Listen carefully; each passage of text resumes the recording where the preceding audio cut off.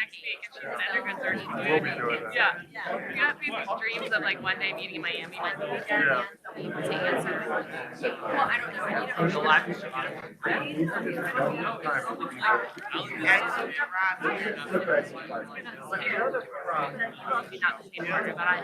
yeah.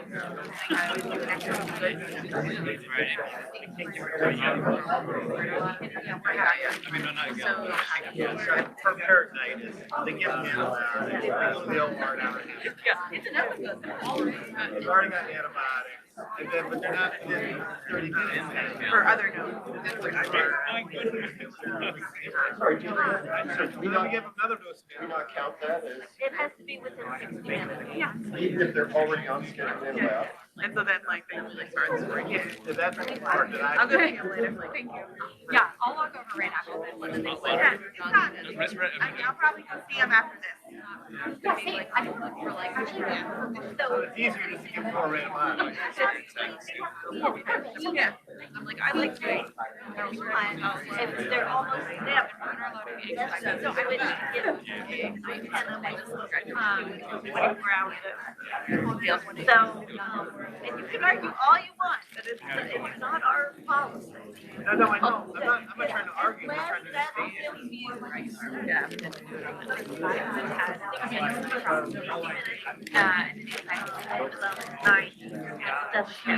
Right, so the bottom line started. Yeah. And it does, whether we right or wrong, whatever. And it's easier. Last to be able to. Like thing to have. Sorry. Speak loudly and they'll start listening. You can speak loudly, I can speak loudly. Get started. So it's my pleasure to present Dr. Genevieve Boland today as part of the Edwin Partridge Lehman Lecture. So briefly about Dr. Lehman. He is a former chair at UVA. He did his surgical training at the Peter Bent Brigham and the Barnes Hospital in St. Louis.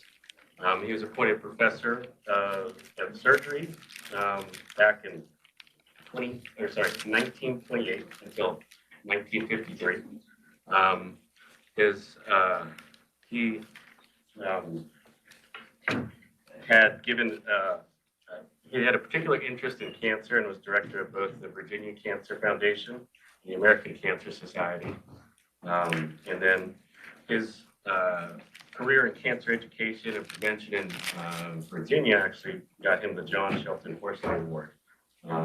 He passed away on his way back to a college reunion back in 1954, but his legacy lives on here at UVA. And we have multiple Lehman lectures every year. But now to our presenter, Dr. Genevieve Boland. Dr. Boland is an associate professor at Mass General Hospital, where she's section head of melanoma and sarcoma. She is also the surgical director for targeted therapies at the Mass Gen, and her clinical focus is in melanoma and sarcoma. She has numerous accolades and very prestigious training background. So she had a PhD in cell and tissue engineering from the NIH. She graduated cum laude from Thomas Jefferson University and did her general surgery training over at Mass General, followed by a complex surgical oncology fellowship at the MD Anderson. She has a very productive basic science laboratory and has numerous awards you can read about in this, but I won't waste too much time. And it's my pleasure to welcome Dr. Boland.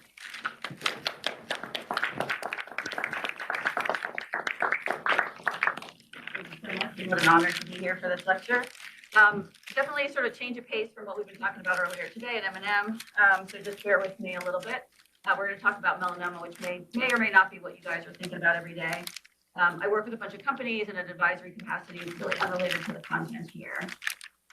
So, I think I'm very proud. I'm going to talk a little bit about melanoma and immunotherapy. And when I gave this talk 5 or 10 years ago, people who did cancer but not melanoma were a little bored. And I think that now anyone who does cancer realizes that immunotherapy is coming to your cancer soon. I'm going to anchor this in melanoma, but I think the ideas kind of are more broad. And I think in surgery, or in life, you don't really know where you are unless you look back and see where you're coming from. And so the story of immunotherapy actually starts with this girl, Bessie Dashiell, and she was a friend of the son of John D. Rockefeller. And she got her arm stuck in a train and presented with a mass, and they thought it was an abscess, so they IND'd it. And in fact, it was not an abscess, it was a sarcoma, an osteosarcoma. She underwent a forearm amputation, but unfortunately, despite that, she succumbed to her disease. And this was William Coley, her surgeon.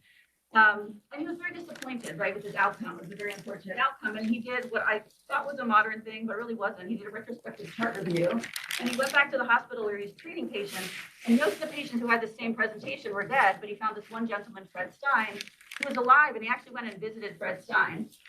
And when he was talking to him, he realized that in the postoperative period, he had this very severe soft tissue infection called erysipelas.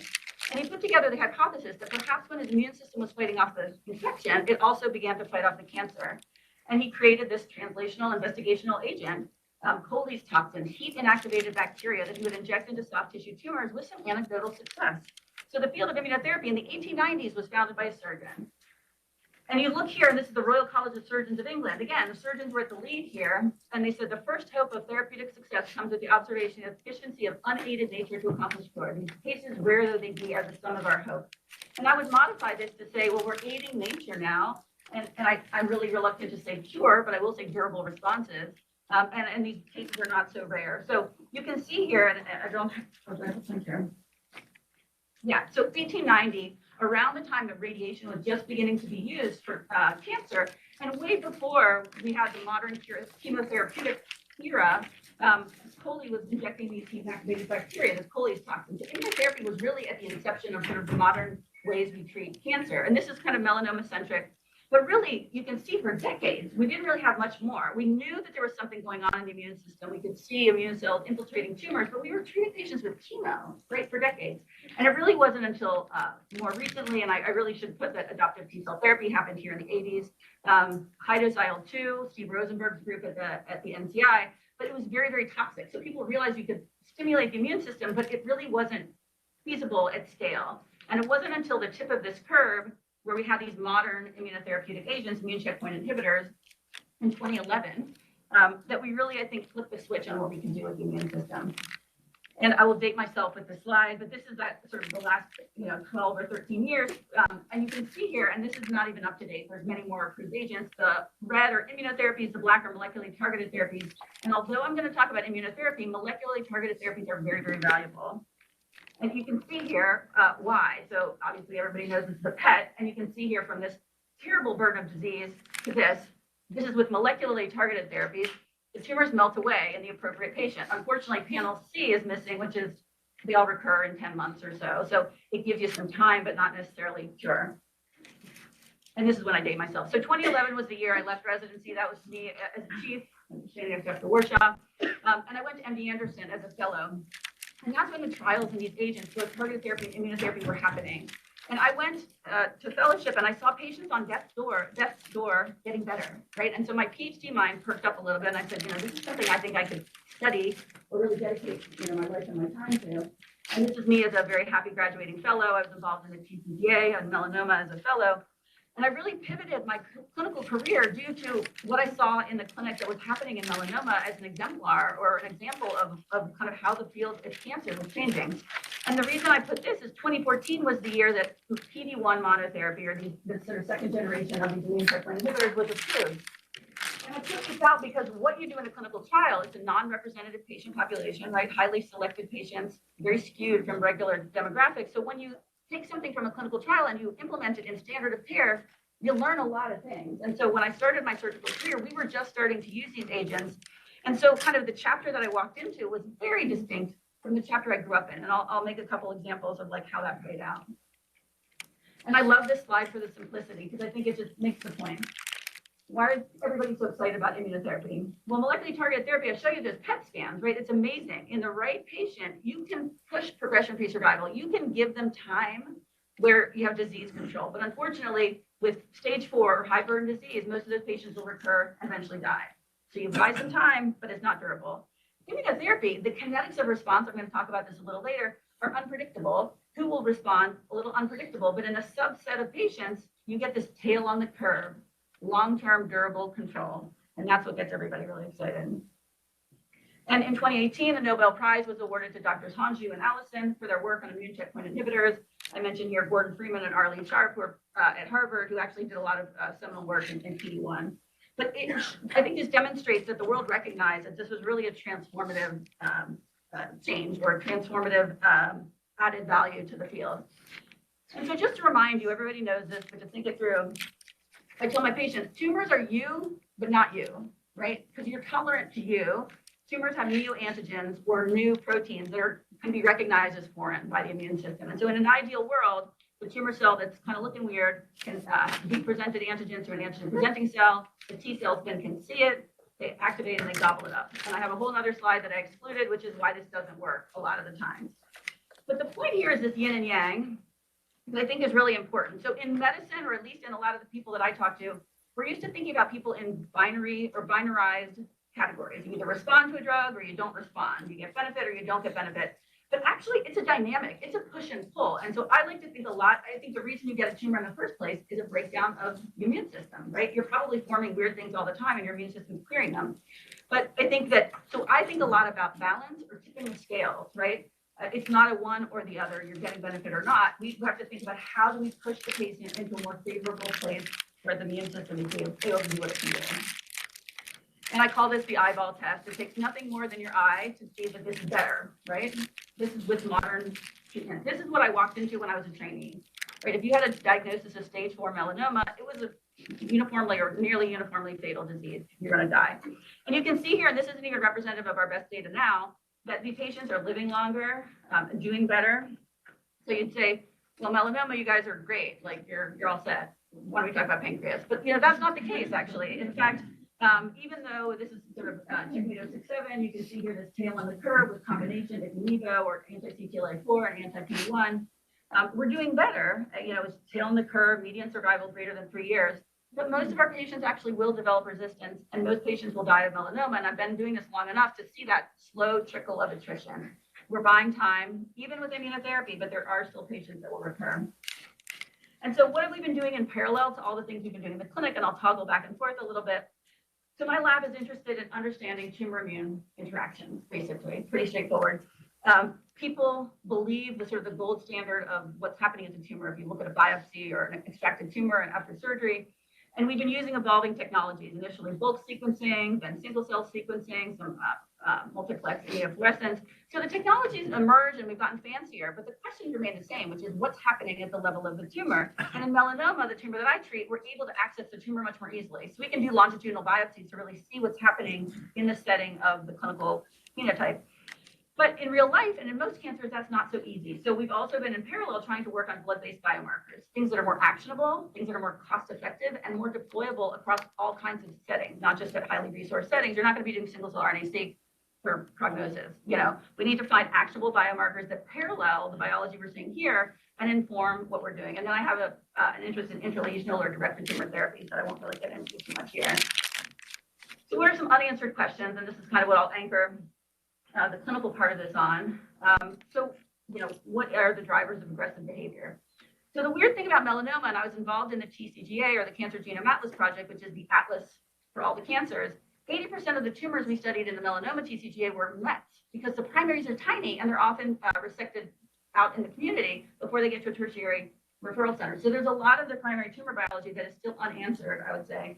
And this is a beautiful multiplex imaging where you can see kind of this like transition from precursor in situ and then to invasive melanoma. And, I always thought this was very interesting that, in patients who have stage 3 or nodal disease, this is stage 3A, B, C, and D, which is abysmal. You can see that there's subsets of patients who may have nodal disease, but actually are going to do pretty well. And unfortunately, there's patients who have no nodal disease. This gray line are high-risk stage 2. These are patients who have no nodal disease, no distant metastases, and they have the same outcomes as 3Bs. Right, so it says that primary tumor biology is driving something in these patients. And when initially we didn't have any adjuvant therapies for those patients, that's changed. So we've been really thinking about how do we identify, actionable mutations or things in high-risk melanoma. Are there features that can help us say, you're going to be fine? This person, we're a little bit more worried. And Katarina's applying for general surgery residency, so keep your eyes out for her on this cycle. But we were able to use genomic profiling. Again, the take home isn't necessarily that we need to look at KIT or CDH1 mutations, but we are starting to say, are there genetic features that can correlate with prognosis? And initially, we didn't have adjuvant therapy, but now we do. Adjuvant PD-1 is FDA approved. But the problem is it's also very toxic. And when we think about adjuvant therapy, unlike definitive stage 4 disease, the risk-benefit ratio matters a lot, right? And the problem with immunotherapy is the toxicities are not reversible, right? So if I give you hypophysitis or type 1 diabetes, because it's autoimmune attack of, these hormone-producing tissues, they may not come back, or they won't come back. This is, again, not for anyone to learn, to look at, but there have been a bunch of studies looking at adjuvant therapy in stage 3, resected stage 3 melanoma, and the choices here are targeted therapy or immunotherapy. And we don't know who should get what, right? I would say the practice patterns are pretty variable across the world, or the practice patterns. And Derek, he's applying next year, so keep an eye out for him next year. But we wanted to say in real life, how do these adjuvant therapies compare? Because in a lot of the adjuvant trials, they bundle all the patients. They don't stage match them to look at stage matched outcomes. But Derek was able to do this and ask the question of, what's different between the groups. And one thing, I'm skipping a lot of what was in his paper, but one thing we found is if you stage match these patients who get PD-1 but have a BRAF mutation, so this is a patient who would have been eligible to get targeted therapy, actually do much worse. And if you look at some of our other data sets in frontline stage 4 disease, this is actually the trend is seen also.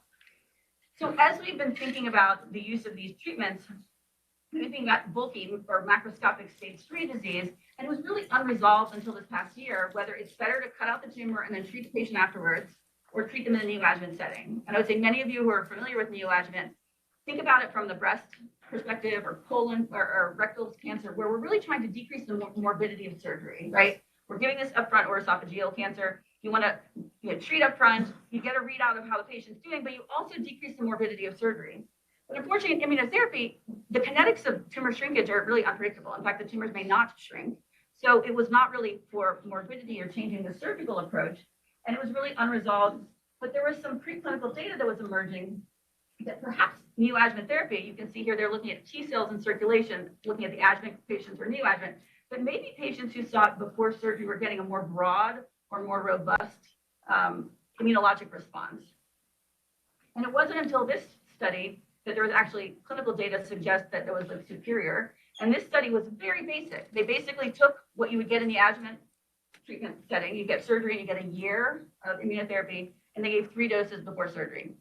Simple. It was a really boring study. Nobody cared about it until they saw this result. They moved 3 doses before surgery, and they saw that the patients did much, much better. And again, it's this hypothesis that perhaps if we're treating with an immune therapy before surgery, we're broadening the immunologic response. You're vaccinating or inoculating the immune system against the whole repertoire of the tumor, not just the dregs that are left behind afterwards that they can find. And the other thing that's been exciting in these neoadjuvant approaches is that recurrence-free survival, pathologic response, so corresponds with recurrence-free survival. So in 6 weeks, you can treat the patient and get a pretty good idea if they're going to do well or not. It's very unclear. It's only major pathologic response, so a subset of patients. But in patients who do well, they do pretty well. And so actually, we've been thinking about, can we de-escalate surgery in those patients? And this was a flawed study in many ways. But this was a study to ask that question. In patients who got neoadjuvant immunotherapy and had a path CR, a pathologic complete response, could we just stop? That's great too, right? That saves them 9 more months of immunotherapy. And as I mentioned, it can be very toxic.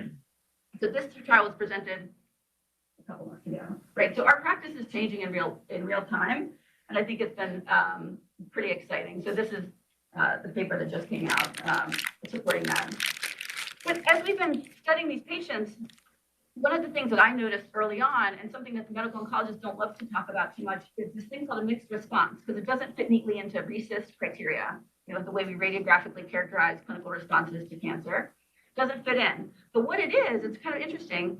It's sort of this in-between phenotype, right? I was talking about this push and pull, like the immune system and the tumor are duking it out. And so in the same patient, at the same time, one tumor can be growing and one can be shrinking.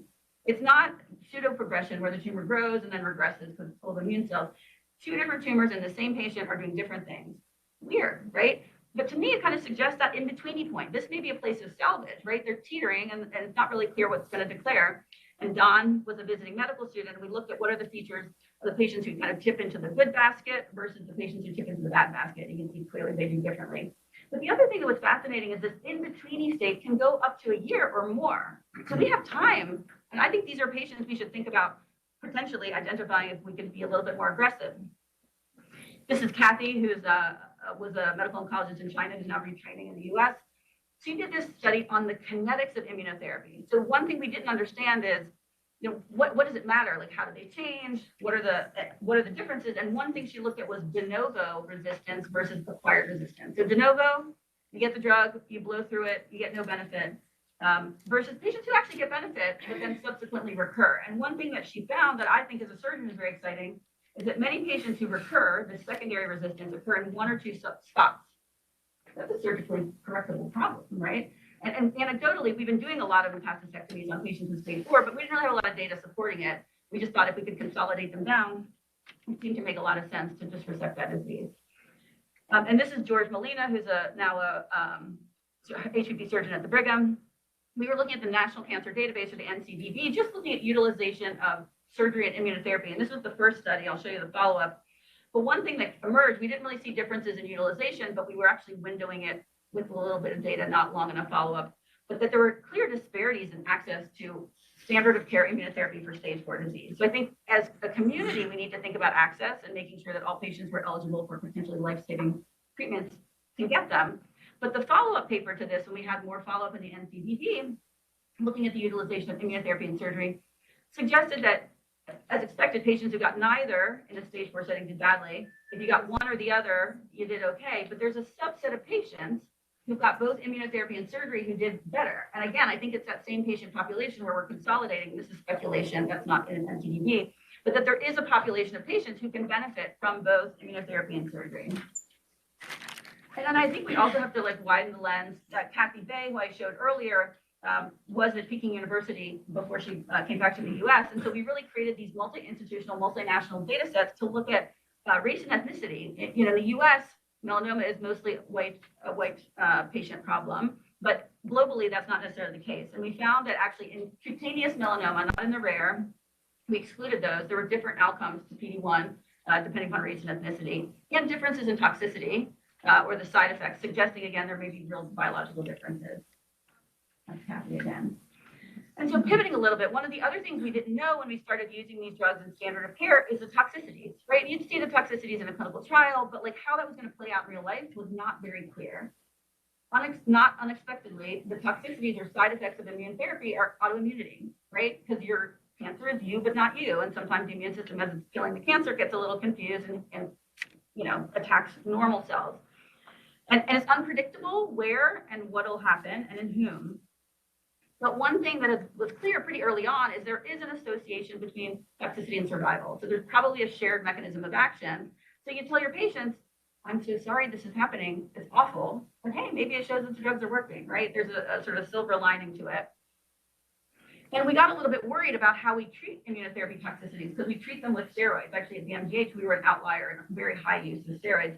And what Kathy was able to find is that if we use steroids too soon at high doses, we would undermine the immunotherapy benefit. So this was a little bit of a sobering lesson to us, is that we probably need to cool it out a little bit, unless we really need to. And then I titled this "What's Old is New Again," because a lot of the ideas that are emerging in immunotherapy or melanoma now are old ideas, things that were tried and worked anecdotally. The problem with all the things that were tried in the past is inconsistency, right? It would work a little bit, but not predictably. And I think with immune checkpoint inhibitors as a backbone, kind of activating the immune system, then these old ideas actually make a lot more sense. So T cell therapies, vaccines, intralesional agents, kind of the modern version of Coley's toxins. And so I'm going to talk a little bit about adoptive T cell therapy, which is distinct from, let me see if I have this, which is distinct from CAR T cell therapy, which you may hear about. Adoptive cell therapy is when you actually cut out a tumor. We send it either at the NIH, they did it in-house, now we send it to a company. They extract the T cells, they grow them up, they boost them, they supercharge them with food, not with genetic modifications, and they give them back to the patient as a living drug after lymphodepletion. CAR T cell therapies that you hear about sometimes are when they take things from the blood, they genetically modify them to recognize a specific antigen and they give them back. And it works really well in liquid tumors, but unfortunately in solid tumors, it cross-reacts with a bunch of normal stuff and it doesn't work so well. So that hasn't been figured out. But the crazy thing about adoptive T cell therapy is we don't know what these T cells are recognizing, right? It's like primitive science. This is like, the future. They're genetically modifying them to recognize this. We're just kind of taking stuff out and like helping the body's own immune cells to do what they want to do. And this is an old idea. Steve Rosenberg at the NCI championed this in the 80s, right? This is the mouse study and this is the human study. And he also has trained generations of surgeon scientists. So, but until recently, there was a production problem, right? Like in a niche boutique kind of way at the NCI or small, at certain cancer centers, you can do this thing. You have to take it out. You have to have a GMP facility to grow up these clinical grade cells. And so this company, Iovance, actually has taken that heavy lift and they're now kind of a production company where you can do this at scale. And it's been shown to actually be better than our second line therapies. And so the FDA approval, went through this February where we have this new drug. So again, new class of drug works completely differently, is now available as standard care after failing frontline immunotherapy. And through some philanthropy at our institution, we were able to obtain funding prior to the FDA approval of this drug to allow us in real time, as we're doing this, to start asking the questions that we've been doing in immune checkpoint inhibitor resistance, which is why does this work? Why not? What's happening with both the tumor and the immune cells at the same time? What else is coming back? Vaccines. Don Morton and others, again, in the 80s, I think it's the 70s actually, were injecting tumors with tumor vaccines. But again, anecdotal success. And we all know, many of us probably hopefully have had our COVID shots, the mRNA vaccines. This technology was actually in the clinic for cancer prior to that. And there's been really good data supporting the use of adjuvant vaccines after surgical resection with immune checkpoint inhibitors to improve RFS and DMFS. And I know there's pancreas data that also is very encouraging. And it kind of makes sense if you think back to why neoadjuvant is superior. You're kind of inoculating or vaccinating against the whole repertoire of the tumor, not just the little stuff that's left behind. So it's probably helping you to broaden that immunologic response.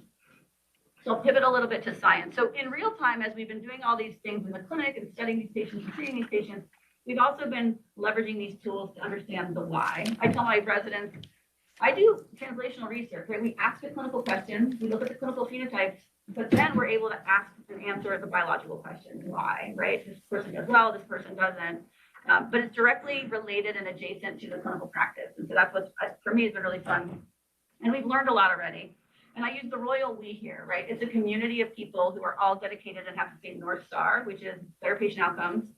And we've been able to, as a community, try to push the needle forward. So I'm going to talk a little bit about what have we learned so far, focusing first on those immune checkpoint inhibitor patients. Can we learn from cohorts? Cohorts are heterogeneous. The biology is probably all over the place, but what can we learn?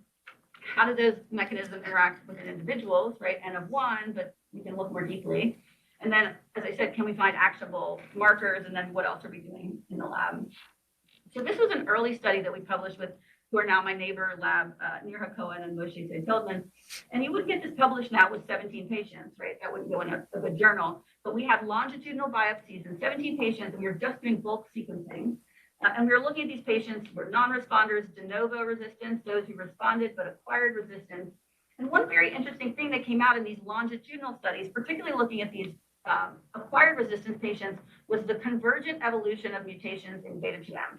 So convergent evolution, different mutations, but all of them in the same gene, suggesting that there's an evolutionary benefit, right? Different patients all getting the same mutation or different mutations, but in the same gene. And that gene is beta-2M, or beta-2 microglobulin, which is a critical component of MEC class 1. So to become resistant to immune cell, you just stop presenting antigen, right? That's a very basic way. And we were one of the first to show this in this setting. And then again, as technology emerged, we then were able to say, can we look a little bit more deeply? I like the analogy of the smoothie versus the fruit salad, right? If in bulk sequencing, if you take a tumor and you put it in a blender and you blend it all up, you can have a really good smoothie. And let's say it's mostly strawberries, but there's 5 grapes.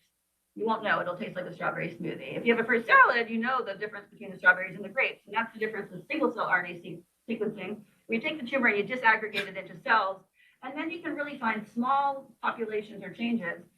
And here we were interested in looking at T cells in the tumors.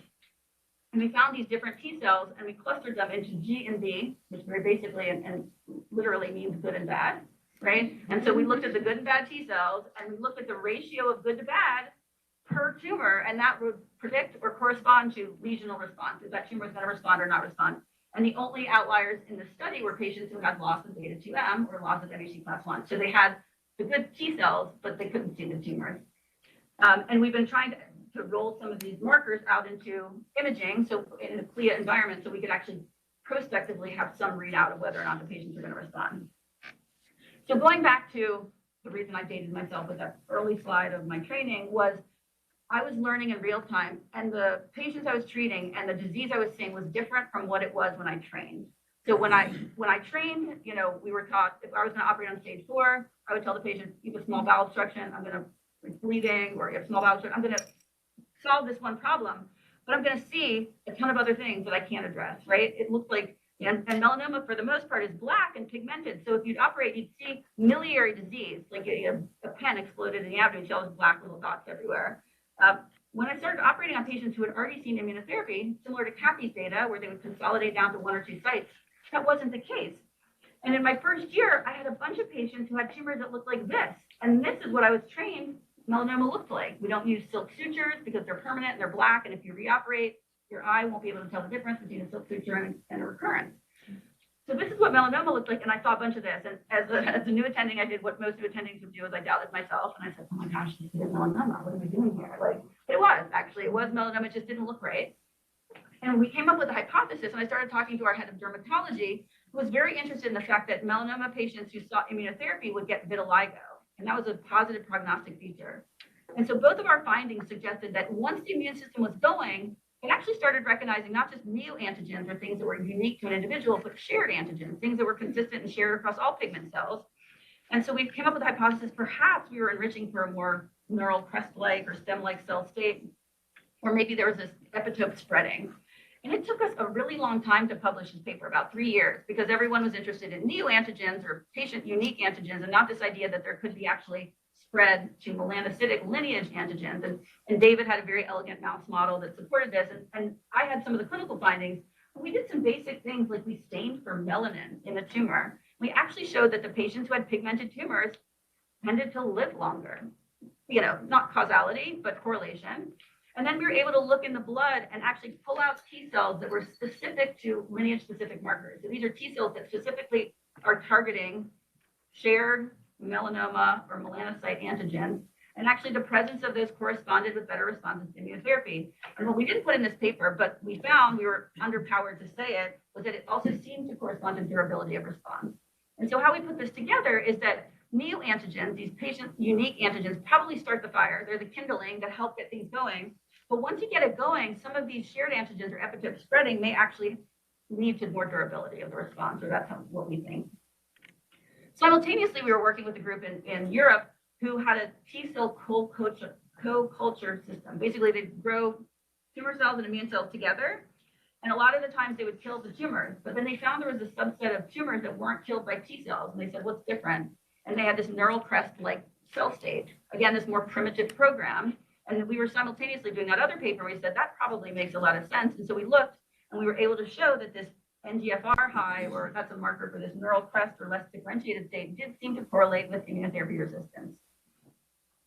And this was a tour de force with Dave Liu, who's a medical oncologist at the Dana-Farber, was our fellow some time ago. This is one of my patients, and this is a long, 10-year study we did. But basically, he presented with a T2A melanoma, middle of the road, wide excision, negative sentinel node, went on his way, and then presented several years later with rapidly progressing multifocal aggressive melanoma. And at the time, he was offered hospice or a clinical trial. He went into the clinical trial, and he got sequential PD-1, followed by anti-CTLA-4, followed by PD-1, which is not how we do it now. But he began to have a partial response, this mixed response, actually. Some tumors were growing, some were shrinking. And then when he switched to IPI or CTLA-4, he also got radiation to a bony met. We don't know which one quit the scales, but he began to very precipitously respond. And at the end of 2 years, they called it a partial response because he had some osteolytic lesions, but they were not viable. So he had a complete response. He went from hospice to a complete responder in 2 years. And we were able to get his primary tumor, a bunch of tumors during this course of time. And then unfortunately, off treatment, several years later, he had a non-symptomatic bowel met that was found on imaging. I resected that. A non-symptomatic brain met found on imaging that neurosurgery resected here. And then he did okay, went back on treatment, and then failed everything. He just sort of failed all of the treatments we gave him. And we were able to get more tissue and then a rapid autopsy. And he was aware of the study. We were working with him. But what we were doing, this is the phylogenetic tree from the genetic data. And you can see here at time 0, when he recurred, there was a lot going on genetically. It was very, very diverse. And one thing we did up here, we call it the corporeal phylogeny. I wanted to ask the question is, does the anatomic site correlate with the genetic diversity? Meaning, are two things that are next door to each other genetically the same? And the reason they're different is, this one over here is genetically distinct. And unfortunately, they don't really respect anatomic boundaries. We could find no correlation. But what we did find is that over time, his own body, not us, pruned this tree down to this one horrible limb that was what killed him. He lost beta-2M. But he could still respond. And it was the acquisition of multiple resistance-associated alterations that eventually killed him. And this one branch of the tree, from the small bowel lesion that I resected, clearly I didn't help him, was what killed him. Interestingly, neurosurgery resected the tumor that was sort of this branch, and they pruned that tree. So what it also tells me, one, it says that it's the acquisition of multiple bad things that really is going to kill you. It's not one thing, one resistance. It also tells me we had a window of time here where he had no visible disease. And if we could understand what's going on biologically, these may be the windows, right, that we can intervene and actually fit the scales. Neurosurgery did it, I didn't, but really salvage patients. And we were able, looking at, this is single cell resolution imaging, to ask the question, can we look at these two different tumor populations? This is the more pigment one, this is the more neural crest one. And ask how these different tumor populations are interacting with different other cells in the environment. What we found is this neural crest-like component was found closer to the immune cells, was higher in PD-L1. And we found it also cytoarchitecturally was different. This is called vasculogenic mimicry. And our pathologist said, what the tumor is doing is forming non-endothelial line vascular channels at the edge of the tumor, right? The bad tumor cells are like inviting the immune cells in. And probably these are places where immune modulation happens, right, where the immune system is being turned off. So we've been very interested. And then again, we were able to look at what are the signatures of the NTFR high versus not, and very consistent with what we know about this sort of bad actor in differentiated cells. And we were also, because we had this rapid autopsy, we were able to say, what are they doing in different sites, right? How does a lung tumor look versus a soft tissue tumor? And you can see here that the tumor cells are way different in their distribution in a lung tumor versus the sub-Q tumors. Now, we don't know why. This is just descriptive, but we were able to see these distinct differences. And then moving on, as I said, when I first started in this field, we've been interested in these blood-based biomarkers. And lots of people are studying circulating tumor cells, right? Tumor cells are found in the blood, or circulating tumor DNA, which are very, very valuable ways of assessing tumor intrinsic changes. But as an immunotherapy person, I realized early on that perhaps just benchmarking the tumor isn't enough to say if a patient's going to respond to immunotherapy. It's important, right? If you do a definitive curative surgery and you can detect tumor DNA, that's bad, right? And now they're making adjuvant decisions, not in melanoma, but in colorectal and other diseases based upon persistence of ctDNA. But it doesn't really give you an idea of what's going on more globally in the host immunologic response. So we were interested in looking at extracellular vesicles, which are little vesicles produced by all cells. And they're not just garbage; they're actually like purposefully produced, and they have surface markers that relate to the cell they come from. And so historically, people use these extracellular vesicles to enrich for tumor signal, right? Pull out the signal, decrease signal to noise. But we actually took the whole soup because we said perhaps we're going to get a readout of both what's happening at the level of the tumor and the host immunologic response simultaneously. And what we found was this is much more powerful in predicting or correlating to response. And I have some slides here that I skipped. And so since then, we've been working with Shannon Stott, who's a biomedical engineer, on these chips she has to then say, can we select out EV or extracellular vesicles from different types of cells and figure out which ones are the most important? And that work has been ongoing. I will say as a byproduct during COVID, we've transitioned this chip to actually looking at genotyping COVID simultaneously with end organ tissue damage to see correlations with clinical outcomes, and we did. And so finally, I'll kind of end on this. I showed you a lot of success and a lot of failure in cutaneous melanoma, but we've also been interested in these rare forms of melanoma. So same melanocyte, different organ, different patient population. So that are the inside melanomas that aren't really driven by UV-induced or sun-induced changes. They're enriched in non-Caucasian patients, and they're really under-recognized and understudied. And one of the reasons is they're rare. I think the second reason is they walk through different doors of the hospital, right? They're treated by different care teams, ENT, sinonasal, GI, urology or gyn-onc. And so we've made a concerted effort in our hospital to really bring together as much as we can these groups to understand this rare disease. And even though it's much less likely to happen, they're much more likely to have metastasis at the time of presentation. It's genetically distinct from cutaneous melanomas, and it's much less responsive to the therapies we have. We still use immunotherapies, but I would say in China they use chemo and VEGF inhibitors, and I've been trying immunotherapy. So it really depends. And this is a DoD grant that I have with Dave from that Nature Medicine paper, David Fisher, to create mouse models. Meg Insko from Lenzon's lab to create zebrafish models. And so we're really trying to understand the biology of patients' tumors and then in real time build tools for the community to understand how to do this and to treat the patients better. And we have better data than this, but this is just some single cell RNA-seq we did comparing mucosal patients to cutaneous. And you can see that there's many fewer of the cytotoxic T cells. And interestingly, it appears that there may be more macrophages, which is immunosuppressive cells. And again, we've been able to look at what are the differences in signaling, and I have actually much more robust data that's come out since then that we've been pursuing. The one thing using this sort of high resolution single cell imaging, we've been able to see that this is a patient who has a vulvar lesion, and this looks like a tertiary lymphoid structure. So these are patients who actually have all the good cells there that should be doing the right thing, but they're not responding to therapy. And we've been able to see, and this is the same patient over time, right? They start with this very inflammatory tumor, but yet it's not really successful because they've developed lymph node metastases and then brain mets. And you can see very much there's this excluded phenotype. So any immune cells that are there aren't getting into the tumor, and we think there are some immunosuppressive cell populations that are contributing to this.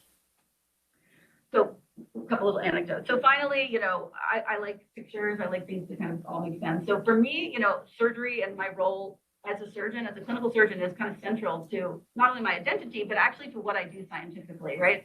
The reason we're studying adoptive T-cell therapy is we got an FDA approval in February, right? And we have no idea who's going to respond and who's not going to respond. So as the clinical part changes, we're using the tools we have to understand how to do it better, both clinically, but I hope also for next generation of combination therapies, diagnostic platforms to identify who should get what.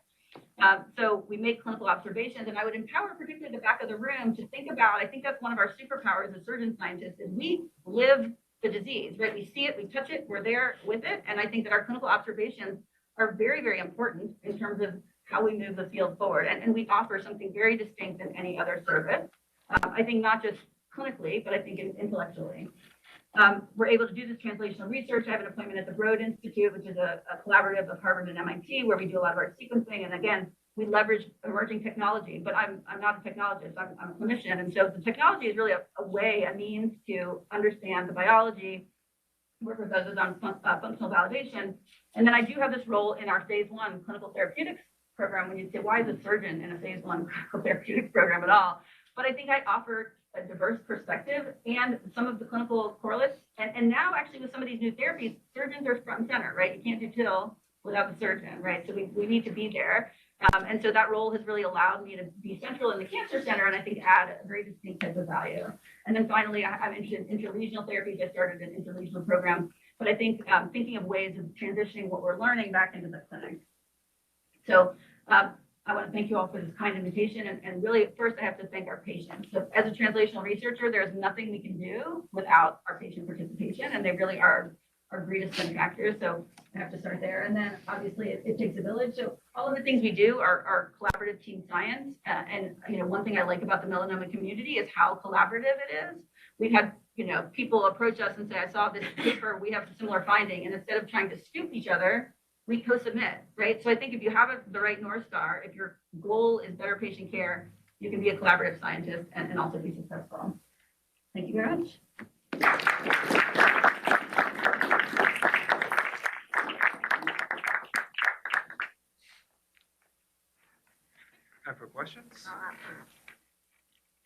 so much. That was an excellent and incredibly comprehensive review of a lot of exciting things going on in our field. So I really appreciate it. You had mentioned about the high-risk stage 2 patients, and with adjuvant therapy being improved, here we find about half, if that, of our patients are doing that because of the toxicities. What are you excited about in those high-risk stage 2 patients that may be an alternate to adjuvant fear of immune We have checkpoint? even less, like actually, I was so excited when the adjuvant approvals came through and really not that many patients. I think our med-oncs counsel them appropriately and I think they get scared of tox. I mean, I don't know of a better treatment necessarily, but I think better platforms to predict who's going to do well and who's going to not. Like, could we de-escalate in a whole bunch of people who probably aren't going to get benefit? That would be great and really reserve the risk for those who need it, which is appropriate. So I think like sort of prognostic tools will be really helpful. And then we haven't really looked at targeted therapy. And one thing I showed you this picture of how targeted therapy doesn't really work in stage 4 melanoma. It buys you time, but everyone recurs. The patients in the stage 4 literature who actually did have durable responses were the patients who had less than 3 sites of disease, low burn disease, low LDH. So we actually don't know if in the adjuvant setting, targeted therapy could be curative, right? Because, you know, I think about this, if you have a tumor this big, the likelihood of genetic heterogeneity, right, of it having some weird escape mutation is much higher than if you have like one cell, right? So the likelihood of using that hammer earlier, you know, it could be curative. So I think that's another option of thinking about after you get patient. So Dr. Boland, thank you for your talk. Really exciting. And as a bariatric surgeon, I guess we are now starting to look towards your field, oncology, to change the paradigm in how we approach morbid obesity as a chronic disease and treatment. And I don't know if this is a question or more so a comment, but I'm interested to hear more about how you reconcile the idea that immunotherapy is systemic versus disease being in a finite physical location. In translational bariatrics, we're also trying to figure out how the immune system responds after bariatric surgery and how that relates to diabetes resolution and all that stuff. But in the tissue compartment, we don't have the advantage of having a specific melanoma site. So I'm just curious about your thoughts. I think you were alluding to how your lab is working towards those goals of understanding how to do tissue and site-directed therapy. Well, I think you bring up a bunch of points. One is there is microbiome data in cancer, right, that the microbiome actually contributes to immunotherapy response or not. I didn't get into that. MD Anderson has been a real leader in that, and they're actually doing diet modification or microbiome modulation or fecal transplants. We actually had a trial trying to do fecal transplants from good responders to bad. It was hard for a lot of reasons, and that kind of worked. A lot of reasons. But no, I think that idea that like there are systemic diseases and we manage local manifestations of them, like, you know, obesity being one. So I think you have to kind of widen the lens on, you know, U.S. specific intervention. But yeah, what is that wider lens of either the systemic changes, the microbiome level changes that probably change the systemic immunity. But I think there are ways of addressing that if you frame the question correctly. And I would also empower you as a surgeon to say, what can you do if you're interested in what's happening locally versus systemically? You can take little biopsies, you can take the discarded, you know, tissue that you're removing and study it. So I think there are plenty of opportunities, but yes, there probably are systemic diseases. And I will say, anecdotally, I think I can see the difference in my stage 4 patients surgically, who I operate on, versus my stage 3, meaning the stage 4 patients have no immune response. Like it's like operating on a non-immunotherapy patient. If I operate on somebody who's seen neoadjuvant therapy, there's a lot more of a local inflammatory response. I think it's host immunity, right? It declines over time.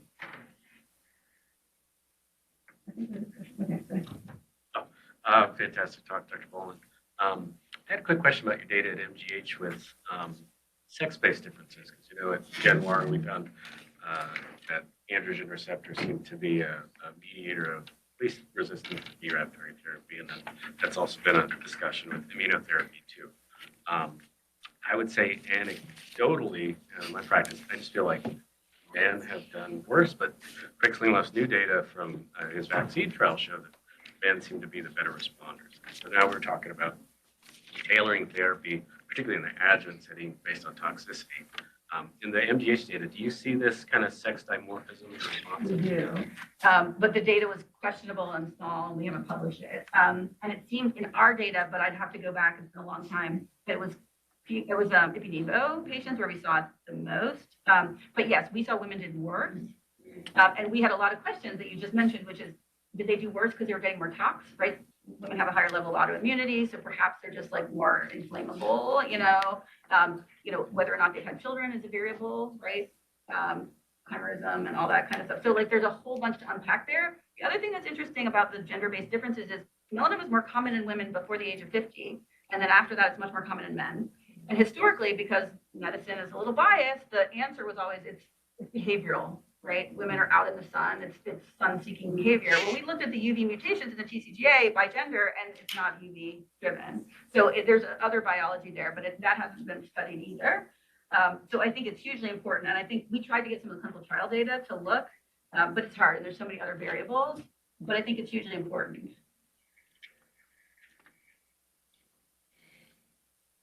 Any other questions? Genevieve, really exciting work. Thank you for coming to UVA to share it. I think for the students and the residents, one of the things that she's emphasized, and you can see throughout her career, she's been a surgeon scientist. She looked at clinical observations, but it goes beyond that. Not only do you find as a clinician, you see different things going on in your patients, but you can see that she actually started asking questions. And not only asking questions, but then working with other people, because as surgeons, we have certain expertise, but she's developed, she's a role model for team science, getting other people involved and collaborating. So I think, I'm really impressed with all the translational work you've been doing, and I'm excited about, your continued success. So we got a gift for you. Yeah. Okay, awesome. Thank you. Thank you.